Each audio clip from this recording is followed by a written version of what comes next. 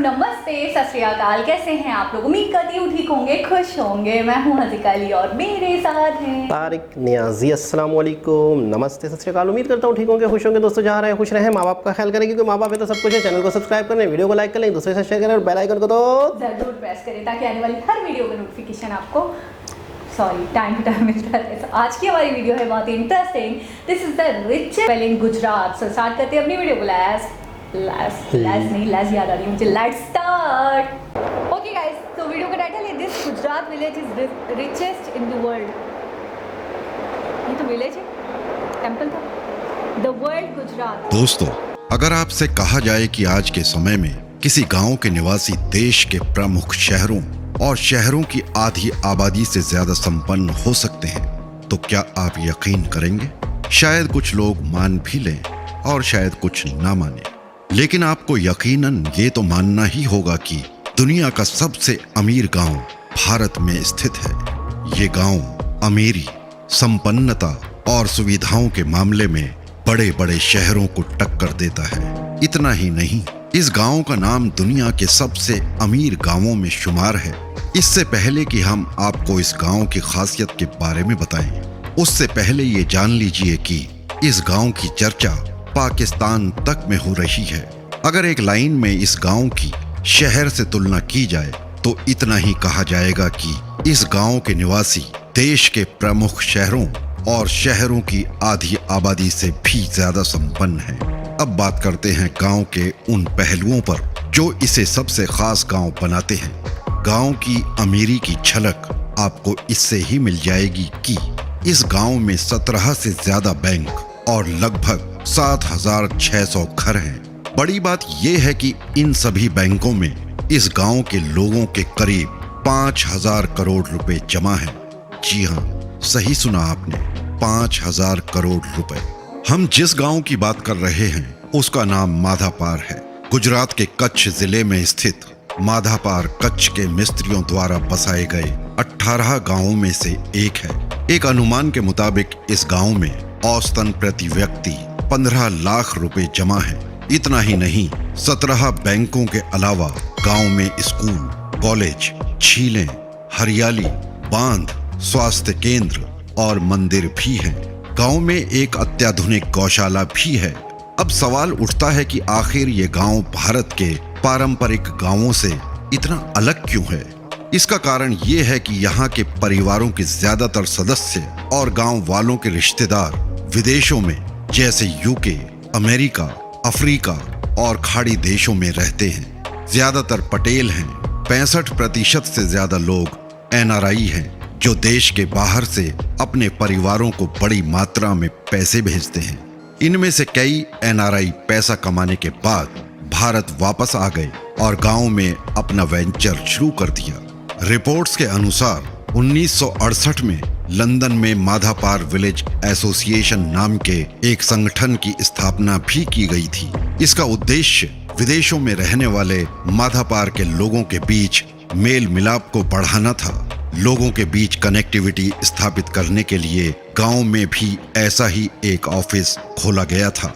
भले ही यहाँ के ग्रामीण विदेशों में बस गए हों, लेकिन उन्होंने अपनी जड़ों को कभी खत्म नहीं होने दिया, जो गांव की मिट्टी में आज भी गहराई तक समाई हुई हैं। वे जिस देश में रहते हैं वहां अपना पैसा जमा करने के बजाय गांव के बैंकों में पैसा जमा करना ज्यादा पसंद करते हैं। खेतीबाड़ी अभी भी यहाँ का मुख्य व्यवसाय है और उपज को मुंबई भेजा जाता है। पाकिस्तानी मीडिया ने भी भारत के इस गांव के बारे में अपने यहाँ काफी कुछ लिखा है। पाकिस्तान के प्रमुख न्यूज चैनल जियो टीवी ने अपनी वेबसाइट पर माधापार के बारे में लिखा, भारत का ये गांव है दुनिया का सबसे अमीर गांव। दोस्तों, अब इस वीडियो को यहीं समाप्त करते हैं। मिलते हैं अगले वीडियो में किसी नए विषय के साथ। धन्यवाद। जी जनाब। अच्छा, ये खबरें पाकिस्तान टीवी चैनल पे भी चल रही हैं, पाकिस्तानी चैनल्स पर भी। मुझे नहीं पता था, मैंने नहीं देखा। दुनिया का अमीर तरीन गाँव माधापुर। तो अच्छा, एक चीज़ है कि जहाँ पर जिस देहात में बहुत ज़्यादा काम धंधा ना हो तो वहाँ पर सिर्फ एक ही चीज़ लोगों के जहन में चलती है, दिमाग में चलती है, जो जमा पूंजी होती है वो जमा करें, 2-2.5 लाख 3 लाख और बाहर चले जाए। एक फैमिली है, एक फैमिली में एक बच्चे को लाजमी बाहर भेजा जाता है। उससे क्या होता है? उससे ये होता है कि वहाँ पर तो कोई काम धंधा होता नहीं है, सिवाय थोड़ी बहुत ज़मीन होती है, वहाँ पे थोड़ी बहुत फसलें हो रही होती हैं, उससे घर नहीं चलता। अच्छा, एक बंदा भी बाहर चला जाता है, वो अच्छा खासा कमा रहा होता है। अच्छा, फिर जिस गांव में मतलब लोग जाते हैं ना बाहर, वहाँ पर ये कल्चर बन जाता है। यानी मिसाल के तौर पे कि तुम बाहर जा रहे हो, तुम बाहर जा रहे हो, फैमिली से कोई ना कोई बंदा जाएगा। इस तरह पाकिस्तान के भी बहुत सारे गांव हैं ऐसे, लेकिन उन्होंने पैसे भेजे या नहीं भेजे या बाहर की बैंकों में रखवा लिए, ये एक अलग बात है। लेकिन ऐसा मैंने अपने इस इलाकों में देखा है, हज़ारा की तरफ, एबटाबाद की साइड पे या पंजाब की साइड पे, कुछ ऐसे पंजाब के शहरों में तो बहुत सारा कारखाने वगैरह चीज़ें वगैरह हो गई हैं।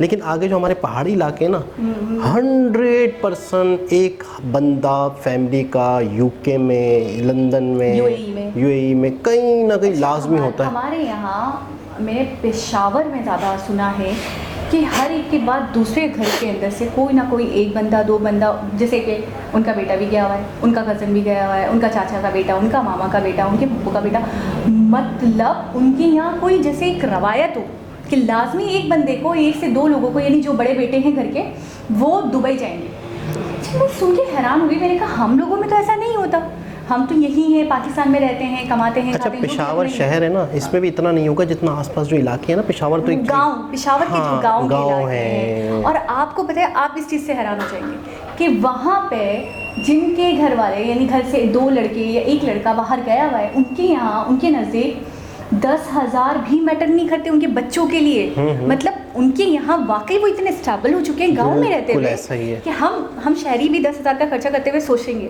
लेकिन गेम पे उड़ा देना, चीज़ों पे उड़ा देना, तो इससे ये पता चलता है कि मनी की कमी नहीं है। बिल्कुल ऐसा ही है, पैसों की कमी नहीं। अब हाँ, ये बात दिगर है, जैसे कि आपने कहा कि वो बाहर रखें या वो यहीं भेजें या वो खाकर कमा कर उड़ा दें, लेकिन इन लोगों की बात मुझे बहुत अच्छी लगी। इनके अंदर जो यूनिटी आई ना, यूनिटी आई, और फिर उन्होंने अपने बैंक्स में ही रखा पैसा, और दूसरी बात वहाँ से आए तो जो एक्सपीरियंस करके आए ना, तो फिर उन्होंने यहाँ पे आकर बिजनेस किए, ज़मीनें खरीदी, उसको डेवलप कर दिया। अच्छा, देखिए कितना फख्र होता होगा ना इनको कि दुनिया का अमीर तरीन गांव बन गया। बहुत बड़ी बात जब है। एफर्ट्स डाली ना उन्होंने मेहनत करी, कोशिशें करी। और देखिए, जब लोग बाहर से रिटायर्ड होकर आते तो कहते हैं अब हम क्या करेंगे, अब हम क्या कर सकते हैं, लेकिन मैं बोलती हूँ इंसान का एक्सपीरियंस ही सबसे बड़ी चीज़ है। बिल्कुल, एक एक्सपीरियंसेबल बंदा, और फिर पैसा होता है। हाँ, एक एक्सपीरियंसेबल बंदा अगर किसी बिल्कुल बेकार से इंसान को भी मिल जाए ना, और वो उसको चलाए, उसको ट्रेन करे, या उसको बोले ऐसे करो वैसे करो वैसे करो, तो वो भी कामयाब हो जाएगा।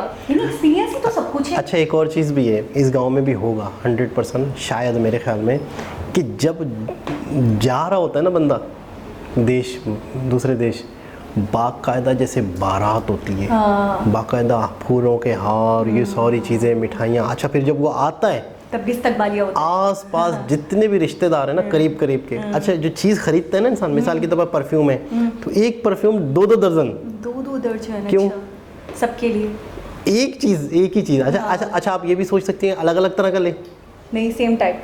और बाकायदा वहाँ पे ऐसे बाज़ार हैं इन देशों में, कई जगहों पे, जो दूसरे देश के लोग इंडिया, पाकिस्तान, बांग्लादेश जा रहे होते हैं ना, तो बाकायदा पूरे के पूरे, मतलब 12-12 पीस, 10-10 पीस, 24-24 पीस, 2-2 दर्जन लेके जाते हैं। कोई भी अच्छा अलग तरह की चीज़ अगर आपके पास आएगी ना, कि उसको फलाना परफ्यूम दिया तो मुझे ये क्यों दिया, वो वाला अच्छा होगा या वो बुरा होगा, तो एक डिज़ाइन लेना पड़ता है, एक ही टाइप का लेना पड़ता है, एक ही क्वालिटी का, एक ही टॉफ़ियाँ अच्छी खासी क्वालिटी में। अच्छा, मैं इस चीज़ से बहुत शॉक्ड हो गई थी एक दफ़ा कि हमारे यहाँ होता है कि हमारे यहाँ शादी होती है तो हम सिलेक्टेड लोगों को इनवाइट करते हैं, अपने रिश्तेदारों को ज़्यादा प्रायोरिटी देते हैं, चाचा, बाबा, ताया, मामा।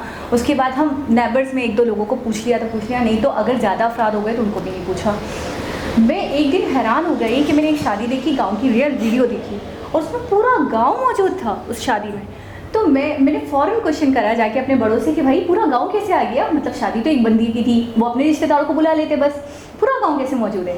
तो मुझे आगे से जवाब मिला कि जी गांव में जब शादी होती है तो पूरा गांव उस शादी में शिरकत करता है, सबको इनविटेशन मिलता है, किसी एक को भी नहीं। यानी कि मैं कहूँगी शहर में तो कुछ कोई यूनिटी नहीं है। पता है आपको, पूरा गांव एक दूसरे को जानता है, और रिश्ते, खून के रिश्ते तो एक अपनी जगह होते हैं, बाकायदा खून रिश्तेदार भी आपस में तकरीबन लोग होते हैं, लेकिन जानने वाले यानी कि हर कोई एक दूसरे का जानने वाला होता है। जैसे कि खुशी और गम में आगे आगे होते हैं, शरीक और होते फिर दूसरा ये है कि हर बंदा बाहर गया हुआ है, एक एक बंदा, दो दो बंदे फैमिली के।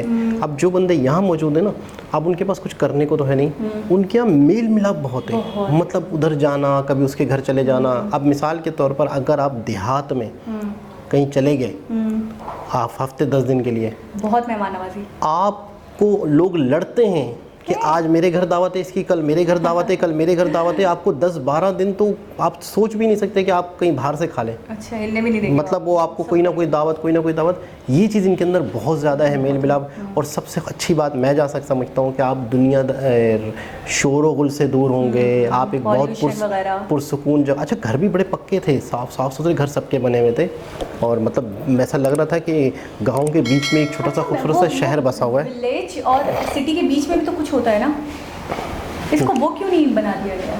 अच्छा खासा सिटी की तरह ही लगा। नहीं, है तो विलेज ना, है तो विलेज, लेकिन मैंने एक वीडियो में देखा था कि जब कोई विलेज बहुत ज़्यादा तरक्की याफ्ता हो जाता है, जब बहुत ज़्यादा डेवलप्ड हो जाता है, तो उसको विलेज की लिस्ट से निकाल के, मुझे एग्जैक्टली याद नहीं आ रहा, उसमें डाल दिया जाता है। तो फिर मेरे हिसाब से इतनी पक्के घर बने हुए, अच्छी खासी, मुझे तो देखकर अच्छा लग रहा था, खासा लग रहा था। तो मेरे हिसाब से इसको डाल देना चाहिए, शहर वगैरह बना देना चाहिए, थोड़ा सा काम वगैरह करके अच्छे पक्के रोड बनाकर। लेकिन शहर तो फिर शहर ही है ना, शहर तो फिर मैं कहता हूँ गहमा गहमी है ना। शहर तो फिर फैक्ट्रियाँ लगना, कारखाने लगना, ये सारी चीज़ें शहर में आती हैं। लेकिन इतना डेवलप गाँव मैंने नहीं देखा, मैंने पहली बार देखा अच्छा खासा पक्के घर बने हुए भाई। बिल्कुल ऐसा ही है। लेकिन खेती-बाड़ी अभी भी उनका पेशा है, ये बहुत बड़ी बात है, क्योंकि वहाँ की ज़मीन, वहाँ का सिस्टम सारा। तो एक बहुत ही ज़बरदस्त इन्फॉर्मेटिव वीडियो, दोबारा किसी और वीडियो से आपसे मुलाकात होगी, जब तक के लिए अल्लाह हाफ़िज़।